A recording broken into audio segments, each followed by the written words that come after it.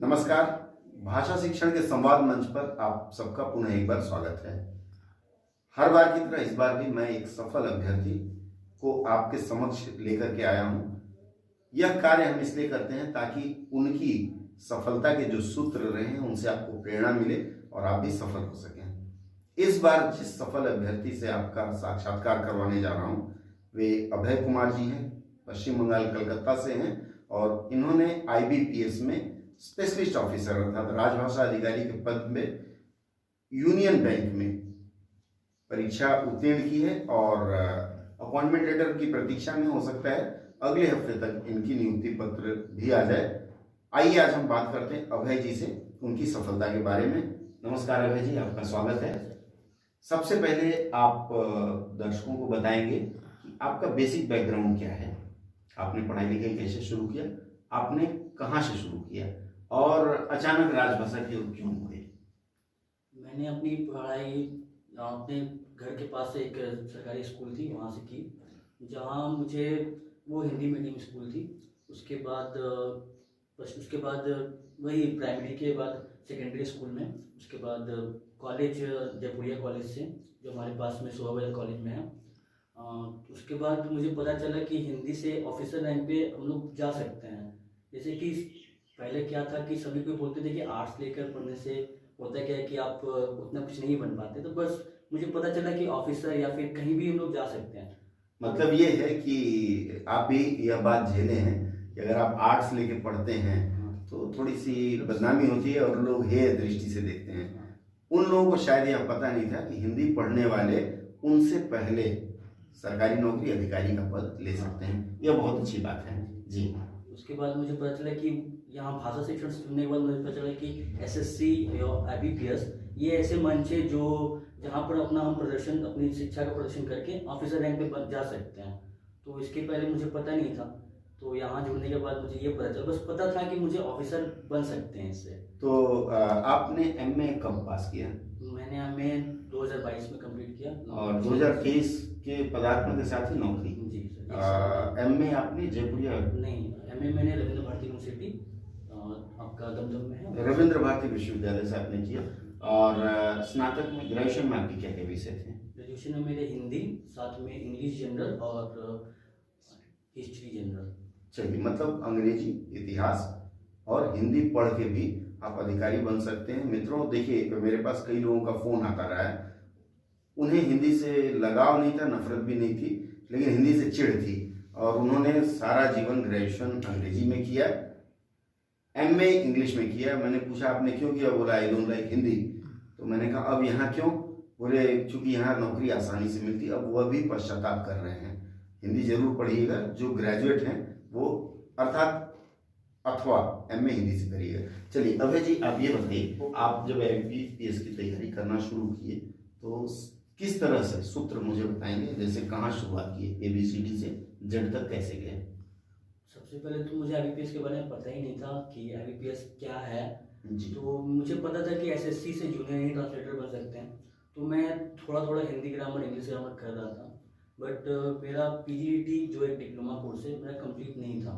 तो उसके पश्चात मुझे पता चला कि मैं जब एलिजिबल नहीं हूँ GST के लिए, तो मैंने वहाँ से एक सडन चेंज लिया, शिफ्ट किया कि एक IBPS माध्यम में। तो वहाँ से मुझे पता चला कि इसका सिलेबस में रीजनिंग और हिंदी, लिसनिंग, इंग्लिश और आपका जनरल अवेयरनेस, ये 3 सेक्शन हैं जहाँ पे हम लोग प्रीलिम्स और उसके बाद राजभाषा के जो क्वेश्चंस आते हैं वो आते हैं।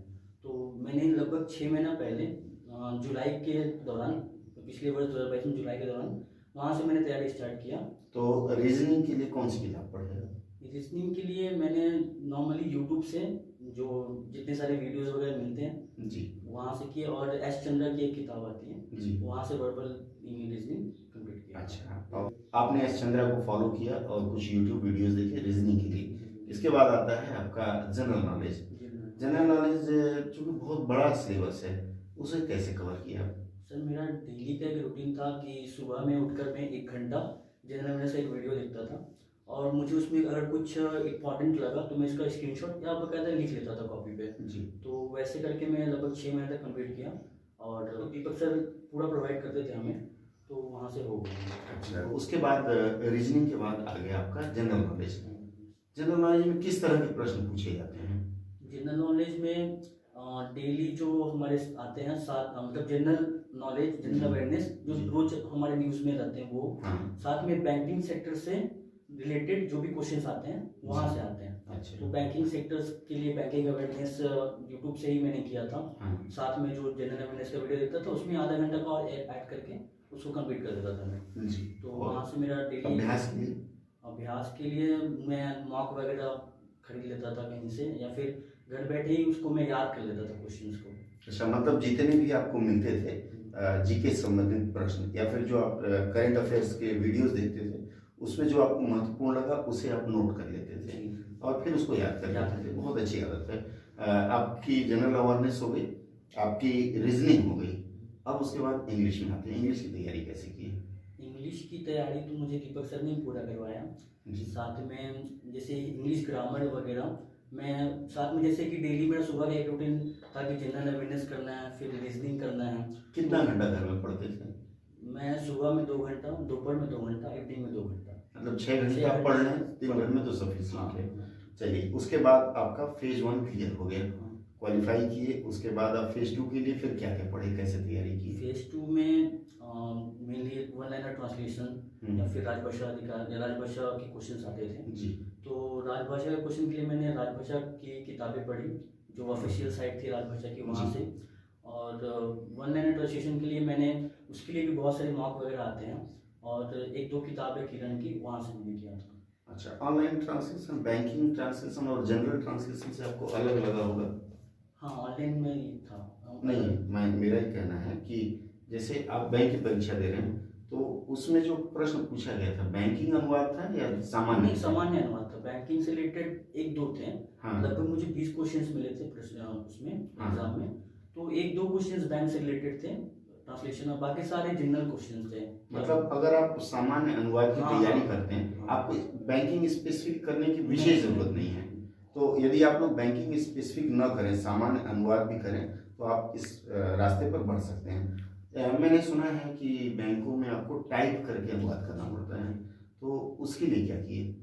उसके लिए तो इंग्लिश टाइपिंग तो सभी को आती है, उसमें सिर्फ स्पीड अप करना था मुझे। तो मैंने डेली 1 घंटा टाइप करके अपना स्पीड बढ़ा लिया था। जी। और हिंदी टाइपिंग के लिए हिंदी का टाइपिंग जैसे देवनागरी स्क्रिप्ट आता है उसको जी। मैंने सीखा। जी। उसका एक आप बता रहे हैं आपने देवनागरी में टाइपिंग किया, तो बहुत लोगों को पता नहीं है कि टाइपिंग कैसे करते हैं। घर में लैपटॉप है, कंप्यूटर भी है, तो आप जरा उसको बताएं कैसे किए। इसका देवनागरी पे एक स्क्रिप्ट है जो बहुत सारी कंपनीज क्या, बहुत सारे प्रोफेशनल क्या है कंप्यूटर के, बोलते हैं कि आपको इंस्टॉल कर देंगे तो आपसे पैसा चार्ज करते हैं, लेकिन ऐसा कुछ नहीं है। वो कंप्यूटर के अंदर ही इनबिल्ड होता है। साथ में उससे बहुत तकलीफें भी होती हैं करने में, बहुत लोगों को समझ में नहीं आती। तो उसकी सुविधा के लिए मैंने एक आसान नाम का एप्लीकेशन आता है, वो इंटरनेट पे अवेलेबल है अभी, फ्री में है? फ्री में है, कोई अच्छा। कॉस्ट नहीं है। उसको इंस्टॉल करने से क्या है कि वहाँ पर बकायदा जैसे टाइपिंग मास्टर इंग्लिश के लिए आता है, हिंदी के लिए पूरा टाइप करने का सुविधा प्राप्त है वहाँ पर। तो वहाँ से प्रैक्टिस कर करके आप एक मतलब टाइप आपका बढ़िया हो सकता है।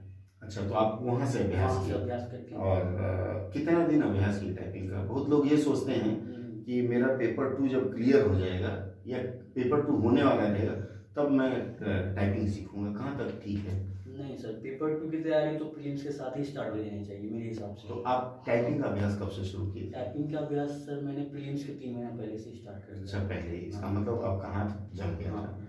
चलिए, तो वो जो अनुवाद आता है वो क्या पैसेज स्क्रीन पे हैंड करता है या अलग से कागज में देते हैं?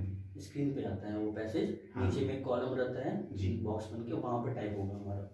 अच्छा, वहाँ टाइप करेंगे। हाँ। ऊपर हिंदी में है अथवा अंग्रेजी में, उसको आप नीचे टाइप करेंगे। हाँ। तो कुछ छूटा भी था आपका? नहीं, मेरा नहीं छूटा था। उसका मतलब आपकी स्पीड अच्छी थी, इसलिए आप छोड़ नहीं पाए 4 कर भी। चलिए, और अब चलते हैं, जब आपका सेकंड फेज क्लियर हुआ, साक्षात्कार पे चलते हैं। इंटरव्यू में क्या ऐसा था जो आपको लगा कि मेरा सिलेक्शन कंफर्म है? इंटरव्यू में मैंने कोई स्ट्रेस नहीं लिया। सबसे मैंने लगा कि आज होगा तो हो ही जाएगा, नहीं होगा तो नहीं होगा। मैंने अपना जो बेस्ट था मैंने वो दिया। यह सबसे अच्छा सूत्र है, पता है कि आप जा रहे हैं तो स्ट्रेस ना लें, जो होगा उसी पे छोड़ दीजिए। तो चूंकि मुझे भी लगा था कि आप इंटरव्यू दे के आए, तो आपने कहा मेरा तो हो ही जाएगा। तो मुझे साक्षात्कार में क्या क्या प्रश्न पूछा गया था और लगभग क्या जो भी याद हो आपको वो बताएं। सबसे पहले तो मेरा अच्छे से स्वागत किया गया। तो मेरे नाम का मुझे अर्थ पूछा गया। जैसे मेरा नाम अभय है तो अभय का मुझसे मेरा अर्थ पूछा गया, तो मैंने बताया। उसके बाद आरबीआई के ग्लॉसरी से 2-3 ग्लॉसरी के प्रश्न पूछे गए। फिर उसके बाद राजभाषा के प्रश्न 2-3 पूछे गए।